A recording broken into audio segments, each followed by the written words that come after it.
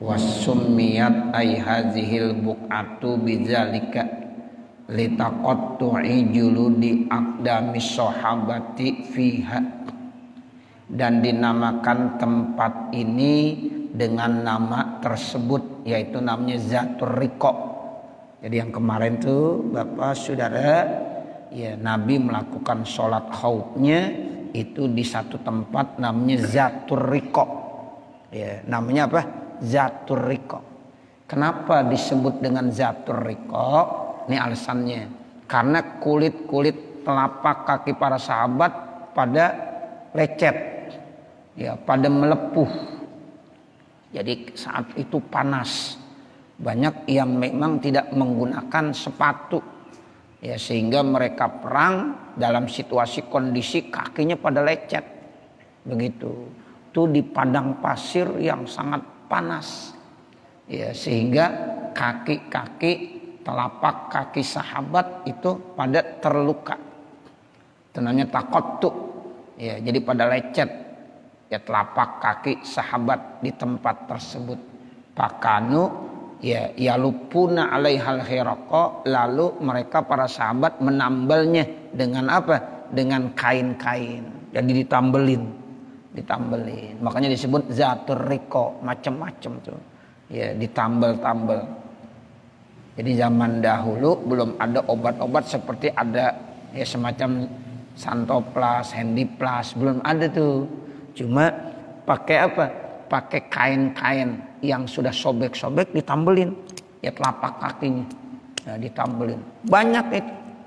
Yang namanya kain-kain yang udah pada rusak kan warna-warni, ya, ada yang warna putih, ada yang warna merah, ada yang warna hijau, kuning, tuh makanya disebut Riqa, Zatur Riqa, karena kakinya ditambel pakai kain-kain yang berwarna-warni, ya, maka disebutlah Zatur Riqa. Wahiyatus sama riqaan, dan itu disebut dengan riqa karena kain yang buat nambel luka-luka di telapak kakinya para sahabat itu macam-macam warnanya. Itu yang pertama pendapatnya. Wakila, dan dikatakan lagi litaroku'i sholatihim fiha, karena katanya berwarna-warna sholat mereka di dalamnya. Itu yang kemarin sholatnya satu kelompok sholat berjamaah, kemudian sendiri-sendiri. Datang lagi satu kelompok berjamaah, kemudian ntar nyelesainnya sendiri-sendiri lagi. Nah itu namanya riqa, ya, macam-macam bentuk modelnya. Nah makanya itu karena sholatnya bentuknya begitu disebutlah Zatur Riqa. Li'anna ba'daha jama'atun, sebagian berjamaah. Wa ba'duha furoda, sebagian lagi sendiri. Wa ba'duha fihi al-iktida'u hakikiyun, nah sebagian lagi ngikut imamnya hakiki. Wa ba'duha al-iktida'u bihi hukmiyun, sebagiannya lagi ngikut, ya, imam tapi secara hukmi. Kayak yang kemarin kan ada yang hakiki ngikut bener-bener, ada yang secara hukmi. Kalau hukmi yang tadi tuh yang kita bahas kelompok kedua, imam tasawuf akhir tapi makmumnya muparokoh, tapi muparokohnya enggak secara hakiki, ya, dia masih tetap ngikut hukmi, sebab nanti dia salamnya sama-sama dengan imam. Tuh kan jadi berwarna-warni, ya, satu ngikut imam, kemudian dia muparokoh sendiri-sendiri, nyusul satu lagi ngikut imam. Tapi pada saat imam tasahud dia bangun, imam tetap nungguin, itu namanya iktida hukmi. Nah seperti itu, salam bareng-bareng lagi. Nah itu berwarna-warni, makanya disebut Zatur Riqa. Wakila, dan dikatakan lagi li'annahum, karena mereka sahabata ya raqa'u fiha, para sahabat saat itu menambal fiha, ya, aitil kalbuk'ah, di tempat tersebut, royatahum, bendera-benderanya. Ada satu pendapat menyatakan bahwa memang bendera perang yang digunakan saat itu ditambel-tambel. Ya, ini udah sobek, ditambel lagi mau benderanya dengan kain yang berwarna-warni, sehingga benderanya itu banyak tambelan. Ya, royah itu artinya bendera. Jadi bendera yang digunakan oleh para sahabat dalam peperangan itu berwarna-warni, tambelannya macam-macam, sehingga disebut apa? Zatul Riqa. Jadi bendera itu memang digunakan sebagai satu lambang ya kekuatan. Jadi dulu orang perang pakai bendera dari dulu. Ya dari Nabi Muhammad tuh udah dicontohin. Ya bendera, bahkan di bendera dipertahankan benar. Ya, dipertahankan benar. Itu ada sahabat yang sudah ya ditabas tangannya, ya diambil pakai ya tangan kirinya, dibawa terus itu bendera. Ditabas lagi tangan kirinya, ya itu kakinya megang pakai mulutnya. Itu ada yang sampai begitu. Ya, jadi bendera ini menunjukkan begitu istimewanya. Makanya pantas kalau kita disuruh hormat sama bendera kita masing-masing. Nah begitu, kita punya bendera merah putih, kita harus hormat. Nah begitu, jadi jangan dibilang ntar kafir, jangan. Nah begitu, ya karena memang kita punya lambang tuh dulu di Rasulullah juga begitu. Pada waktu peperangan itu bendera menjadi satu lambang kekuatan juga. Sehingga walaupun udah tambel-tambelan, tetap ada benderanya. Ya, kainnya kagak ada, tambal sana tambal sini, tambal sana tambal sini. Makanya dulu bendera merah putih juga kan yang pernah kali ya itu ya memasang itu para ulama-ulama di Jakarta tuh Habib di Kuitang. Ya, Habib di Kuitang. Ya, itu yang pernah menyuruh yang saat itu memang benderanya ya langsung dipasang. Itu sebagai salah satu bentuk ya bahwa Indonesia udah merdeka. Nah seperti itu. Jadi ya, banyak alasan kenapa tempat tersebut disebut dengan Zatul Riqa. Kita bisa ambil kesimpulan tuh dari yang pertama, kedua sampai yang terakhir. Jadi benderanya itu tambelan-tambelan. Ya. Fi mawadil inhaji min a'lamihim, dari tempat-tempat yang memang ya itu ya naik turun sehingga itu perlu ada tanda buat mereka. Kalau nggak ada bendera repot, dari jauh tuh nggak kelihatan. Ya apalagi kawasan padang pasir yang kadang-kadang turun naik sehingga ada bendera. Nah bendera itu penting, jadi kelihatan dari jauh ya sebagai tanda sehingga walaupun tuh benderanya dari kain tambelan tetap diperlukan warna-warni. Ya, karena memang kagak ada lagi tambal sini. Nah, makanya disebut Zatul Riqa. Wakila ghairu zalika, dikatakan lagi selain itu. Jadi dari alasan-alasan yang ada tuh, ya kata ulama banyak lagi alasan-alasan yang lain. Fakila bismi jabalin, ada yang bilang itu Zatul Riqa nama gunung. Hunaka di sana fihi bayadun wa humratun wa sawadun, di gunung itu ya itu warnanya bagus, ada keputihan, ada kemerahan, ada hitam. Nah begitu ya, jadi itu gunung kalau dilihat tampaknya warnanya macam-macam, ada putih, ada merah, ada hitam, sehingga disebutlah ya gunung tersebut apa? Zatul Riqa. Jadi nama gunung namanya Zatul Riqa. Kenapa? Karena di situ nampak kelihatan warna-warni. Ya, di gunung tersebut ada warna putih, warna merah, ada warna hitam. Yuqalu lahur riqa'u, dikatakan namanya riqa. Wakila bismi syajarin, ada yang bilang lagi itu nama pohon. Nama apa Pak? Nama pohon. Ada yang bilang itu nama pohon. Hunaka ada di sana. Wa hadhil kaifiyatu afdalu min batni nakhlin wa asapan, dan cara ini paling bagus ya kebanding daripada yang di tempat batn nakhl dan asapan. Karena sholat khauf Nabi pernah dilakukan di batn nakhl, ada lagi dilakukan di asapan, ada lagi di Zatul Riqa. Nah, sholat khauf yang Nabi kerjakan di Zatul Riqa itu yang paling apa? Paling afdol.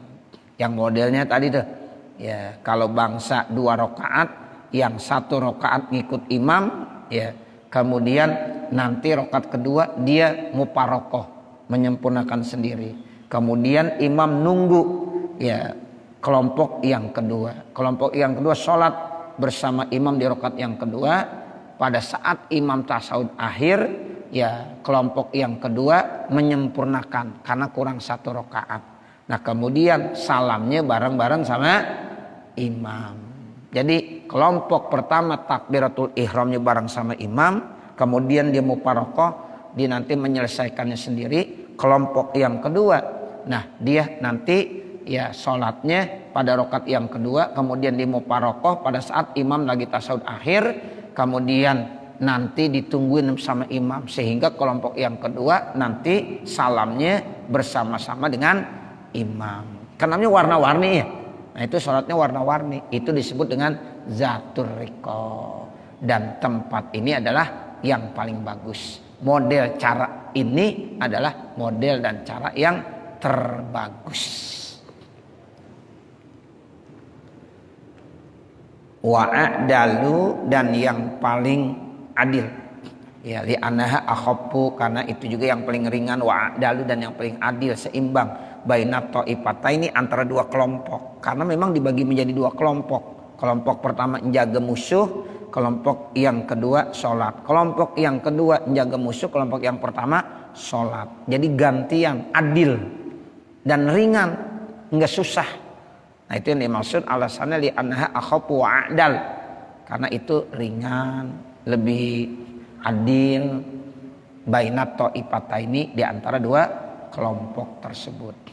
Walisihatiha dan sahnya bil ijma'i dengan ijma' dan itu sah ya dapat fadilah berjamaah dua-duanya.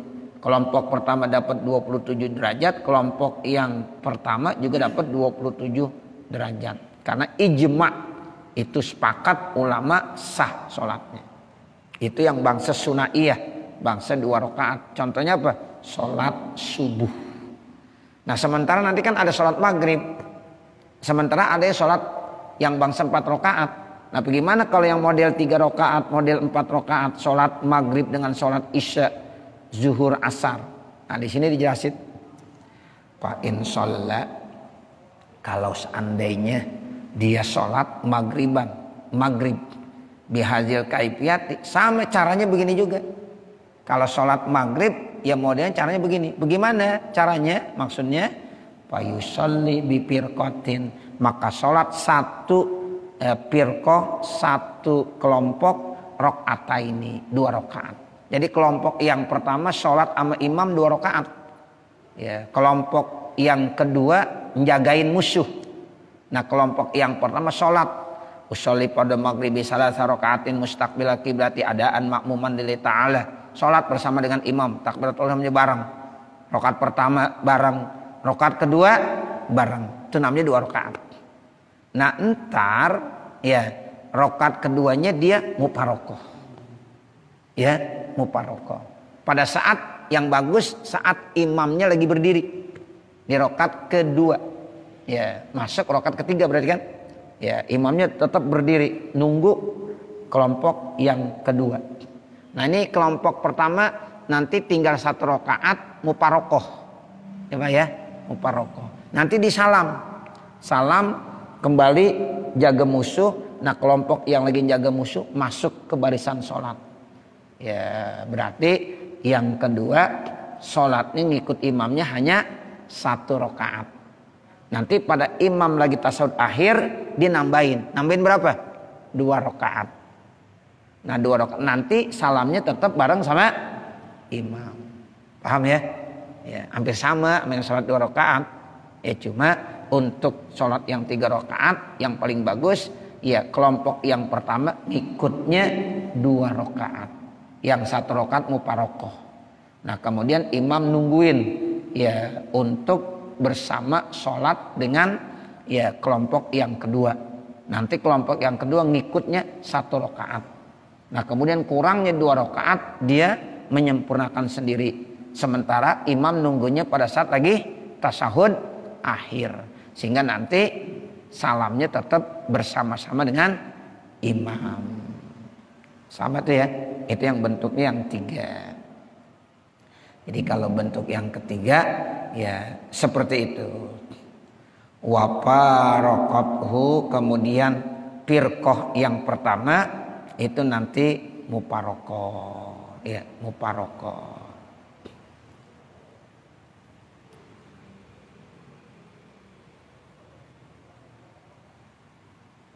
Ya, jadi seperti itu. Ya, wa huwa afdalu. Fa in shalla maghriban bihazil kaifiyati fayusalli bi firqati rakaataini wa bisaniyati, ya, dan dengan yang kedua rakaatun wa huwa afdalu, dan itu adalah yang paling afdal.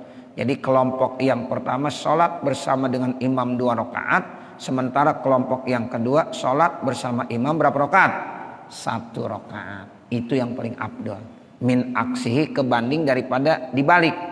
Kelompok yang pertama 1 rakaat, kelompok yang kedua berapa rakaat? 2 rakaat. Nah, itu kebalik namanya. Mana yang lebih bagus? Lebih bagus kelompok yang pertama sholat bersama imam 2 rakaat. Nah, kemudian kelompok yang kedua sholat bersama imam 1 rakaat. Bal huwa makruhun, bahkan kalau yang model begini makruh. Kalau kelompok pertama 1 rakaat, kelompok kedua ntar 2 rakaat, itu makruh. Jadi yang bagus kelompok pertama 2 rakaat, nanti kelompok yang kedua 1 rakaat. Wa yantazirus saniyata, kemudian imam nunggu kelompok yang kedua. Iza shalla bil ula, apabila udah sholat kelompok yang pertama rakaatain 2 rakaat. Jadi kelompok yang pertama sholat rakaat pertama ngikut imam, kemudian rakaat kedua ngikut imam. Nah, kemudian pada rakaat yang ketiga imam berdiri, itu dia mufaraqah. Kelompok yang pertama nyempurnain sendiri, selesai dia salam, lalu ya dia bergantian dengan temannya yang lagi jaga musuh. Nah, yang jaga musuh sekarang masuk kelompok kedua. Nah, imam nungguin tuh tetap dalam posisi berdiri. Ya, kemudian ditakbir, sholli pada maghrib salasa rakaatin mustaqbil qiblati adaan makmuman Allahu akbar.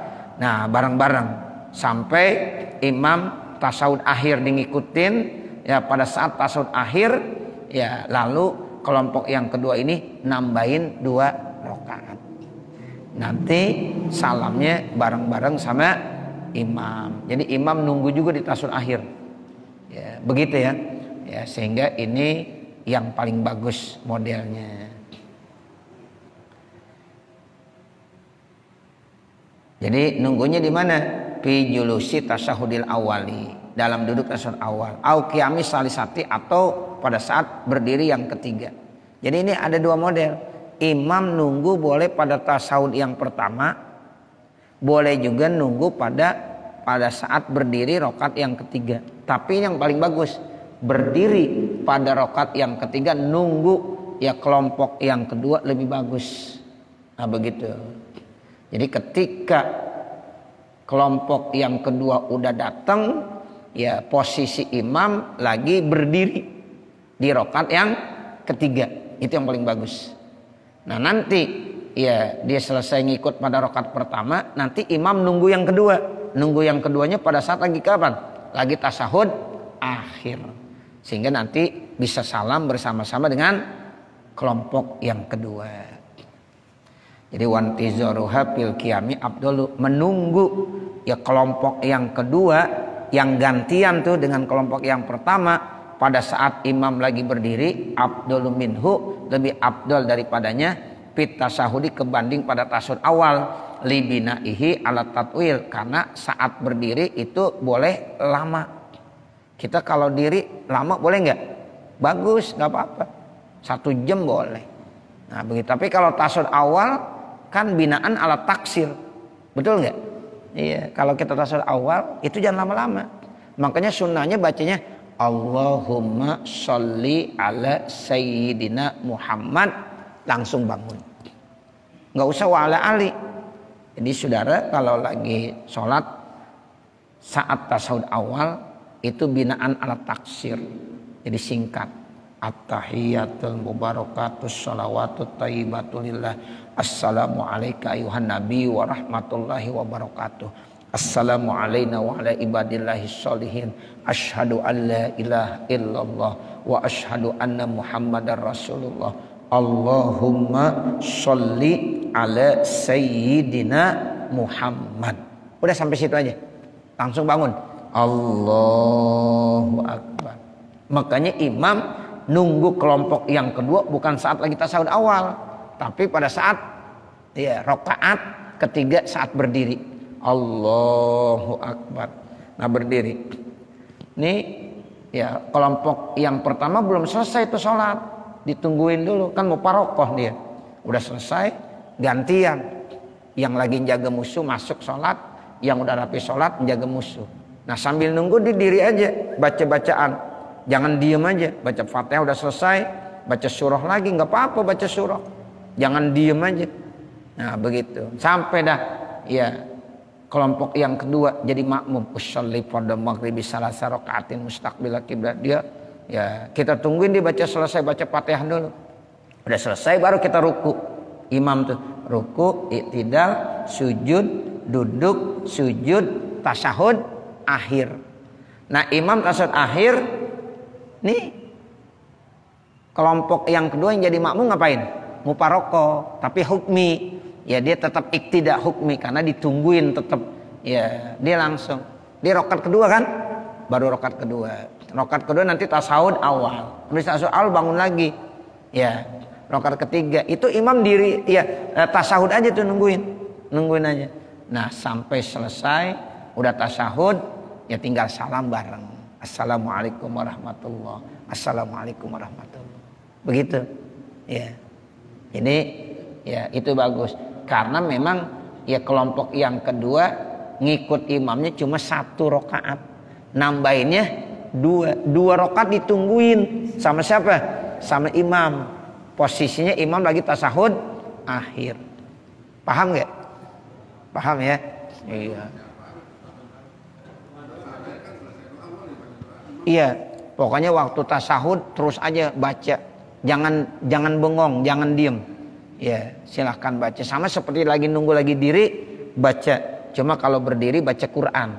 Ya, yang bagus. Tapi kalau duduk baca zikir-zikir, nggak apa-apa. Nah, begitu. Jadi posisi diri jangan zikir, tapi baca Al-Quran. Tapi kalau posisi duduk boleh zikir. Baca selawat, baca doa Allah maghfirli ma qaddamtu diulang-ulang, boleh, nggak apa-apa. Nah, seperti itu. Sebab dia harus nunggu makmum. Masih berapa? Masih 2 rakaat lagi. Karena dia baru ngikut 1 rakaat. 2 rakaat ditungguin. Terus begitu. Nah ini cara yang terbaik. Itu cara yang terbaik begitu. Ya, jangan nunggunya di tasyahud awal. Kalau di tasyahud awal itu tasyahud awal binaan alat taksir. Nggak bagus. Itu yang bangsa 3 rakaat. Sekarang kalau 4 rakaat bagaimana? Nah nih, ausolla atau ada lagi orang yang sholat bihim rubaiyatan yang bangsa 4 rakaat. Sholat zuhur, sholat asar, sholat isya kan 4 rakaat. Bagaimana nih? Ya kelompok pertama, kelompok kedua. Ya walau qiraquhum arbaun, kalau itu dibagi 4 kelompoknya, maka farraqa fi rubaiyah. Maka dia dibagi menjadi 4. Kalau ada 4 kelompok 1. Ya, wasulasan pisulasiyah. Kalau kelompoknya dia sholat 3 rakaat dibagi 3 berarti 1. Wasola bikulli firqatin rakaatan. Ya, berarti dia sholat setiap kelompok 1 rakaat karena dibagi 4. Wa faraqatuhu, kemudian kelompok tersebut muparokoh kulun minas salasil awal, dari kelompok-kelompok yang pertama. Wassalat di nafsiyah, kemudian dia sholat sendiri-sendiri, mabaki alaiha, selama tinggal tersisahnya. Jadi sisahnya dia tinggal menyelesaikan sendiri-sendiri.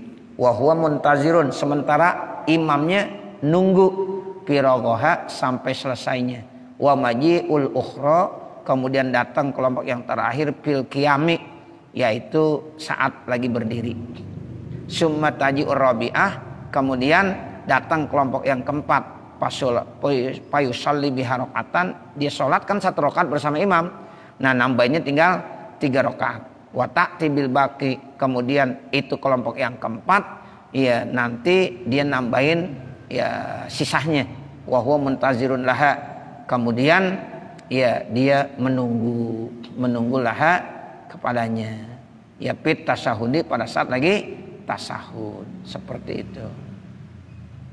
Tapi ada yang punya pendapat yang paling bagus supaya adil, kalau 4 rakaat, kelompok pertama 2 rakaat, kelompok kedua 2 rakaat. Gitu. Itu yang paling adil. Ya, kalau dibagi menjadi 2 kelompok tetap kayak tadi.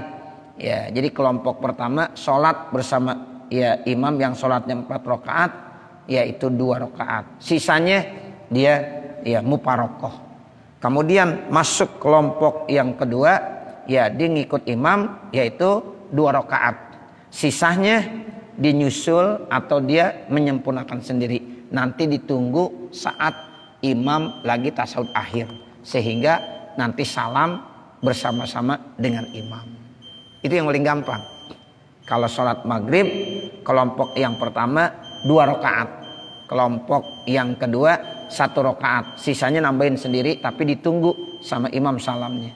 Kalau sholat 4 rakaat, kelompok pertama takbiratul ihram sama-sama dengan imam, terus sampai 2 rakaat, sisanya 2 rakaat dia nambahin sendiri. Nah pada saat dia nambahin sendiri, imam posisinya lagi berdiri nungguin sampai selesai. Nanti kelompok kedua masuk, ya itu berarti posisi dia ngikut imam sempat 2 rakaat juga. Nanti imam tasawuf akhir, maka kelompok yang kedua muparokoh hukmi aja, ya tetap dia hukumnya masih ngikut. Dia bangun nambahin 2 rakaat, nanti ditungguin sama imam, yaitu bisa salam bersama-sama dengan imam. Jadi gitu gampang ya. Jadi ada sholat yang bangsa 2 rakaat, ada yang sholat bangsa 3 rakaat, ada yang sholat bangsa 4 rakaat. Kalau yang bangsa 2 rakaat ya satu-satu. Kelompok pertama 1 rakaat, kelompok kedua 1 rakaat. Kalau yang model 3 rakaat, kelompok yang pertama 2 rakaat. Ini yang paling adil, yang paling bagus katanya. Nah kelompok yang kedua 1 rakaat. Kalau yang model 4 rakaat, kelompok pertama 2 rakaat, kelompok yang kedua juga 2 rakaat. Ya, paham ya? Ini nih cara sholat yang pernah dilakukan oleh Rasulullah Sallallahu Alaihi Wasallam. Ya namanya sholat fi al-khawf, bukan pada fil amni, ya dalam keadaan aman. Seperti itu. Jadi summa yusallimu biha, kemudian salam tu imam, shohat sholatul jami'i, sah sholat semuanya, izla mahzur fi zalika, karena tidak dikhawatirkan pada yang demikian itu, li jawazihi, karena bolehnya fil amni, pada saat lagi aman. Lagi aman aja boleh, apalagi ya dalam khauf. Wa yundabu lahu, dan disunahkan baginya, walahum, dan bagi mereka, ghairal firqatil ula, selain yaitu kelompok yang pertama, sunnahnya apa? Sujudus sahwi, sujud sahwi, limukhalafatihil warid, karena menyalahinya kepada imam yang warid, bil intizori, dengan intizar menunggu, fi ghairi mahallihi, bukan pada tempatnya. Li'annal imama, karena imam mata khalafa, kapan menyalahi al warid, kepada yang warid, nudibalahu sujudun, maka disunahkan dia sujud. Wa tatarrukul khalali minhu, dan menambal yang cacat daripadanya, ilal makmumi, kepada makmum-makmumnya. Wal hasilu, kesimpulannya, annasah wal makmumi haluk tidaihi, lupanya makmum itu saat ngikut kepada imam, walau hukman, sekalipun ngikutnya dalam hukmi, itu mahmulun anhu, diihtimalkan juga. Wa annasah wal imami, dan sesungguhnya lupanya imam, yulhaqu, itu disamakan man hadarahu, orang yang hadir, au ta'akhara anhu, atau yang belakangan, la, tidak min parikotin qablahu, orang yang sudah muparokoh sebelumnya. Jadi hukum kita sujud sahwi begini kesimpulannya, selama kita ngikut kepada imam itu, walaupun posisi makmum tidak meninggalkan hal-hal yang dianjurkan untuk sujud sahwi, tapi karena memang imam yang meninggalkannya, itu imam sujud sahwi, makmum tetap dianjurkan untuk sujud sahwi. Itu gampangnya begitu. Misalnya imam ada yang lupa, nah begitu, Ya, yang memang imam ini kalau lupa dianjurkan untuk sujud sahwi. Sementara makmum tidak lupa. Nah sekarang imam sujud sahwi. Bagaimana posisi makmum? Posisi makmum tetap ngikut imam untuk sujud sahwi. Jangan bilang begini, gue kagak lupa ini yang lupa imam. Imam sujud sahwi, gue kagak nggak boleh. Tetap imam sujud sahwi, makmum wajib sujud sahwi. Beda kalau udah di luar. Kalau udah di luar daripada ngikut, contohnya imam kagak sujud sahwi. Mestinya imam sujud sahwi, tapi dia kagak sujud sahwi. Sekarang imam salam, assalamualaikum warahmatullah, assalamualaikum warahmatullah. Maka bagi makmum ada dua pilihan. Boleh ngikut imam langsung salam, boleh juga sujud sahwi. Kan imam kagak sujud sahwi, kok makmum sujud sahwi, itu namanya udah di luar. Karena imam udah salam. Assalamualaikum warahmatullah, assalamualaikum warahmatullah. Nah, makmum boleh aja sujud sahwi. Sama juga kalau makmum ketinggalan, imam udah salam, ya tinggal nambahin sendiri. Nah, itu begitu. Tapi kalau imam sujud sahwi, makmum walaupun kagak meninggalkan sesuatu perbuatan yang dianjurkan untuk sujud sahwi, tetap makmum hukumnya wajib ngikut sujud sahwi. Kalau seandainya imam sujud sahwi, makmum kagak sujud sahwi, maka hukum makmumnya apa? Batal. Batal, Pak. Misalnya ini imam sujud sahwi, makmum gak mau, saya kagak, karena saya kagak lupa kok. Nah, itu batal. Ya, batal. Jadi dia harus ngikut. Nah, ini yang dimaksud begitu. Ya, jadi apapun yang dilakukan oleh imam, seandainya imam di situ sujud sahwi, ya karena dia intizar bukan pada tempatnya, gitu. Kan mestinya intizar nggak boleh begitu ya. Ini intizar bukan pada tempatnya, nggak boleh. Nah sekarang ya karena melakukan intizar bukan pada tempatnya dianjurkan untuk sujud sahwi. Sekarang imam sujud sahwi, makmum kan kagak intizar, ya. Nah dia tetap ngikut. Jadi ketika imam sujud sahwi, makmum juga wajib ikut sujud sahwi. Begitu maksudnya. Nah nanti baru wadarbus tsani ayyakuna dan seterusnya.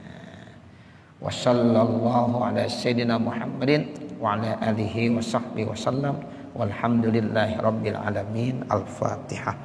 A'udzubillahi minasyaitonir rajim. Bismillahirrahmanirrahim. Alhamdulillahi rabbil alamin arrahmanir rahim maliki yaumiddin iyyaka na'budu wa iyyaka nasta'in ihdinas siratal mustaqim siratal ladzina an'amta 'alaihim ghairil maghdubi 'alaihim waladdallin rabbighfirli wa liwalidayya amin.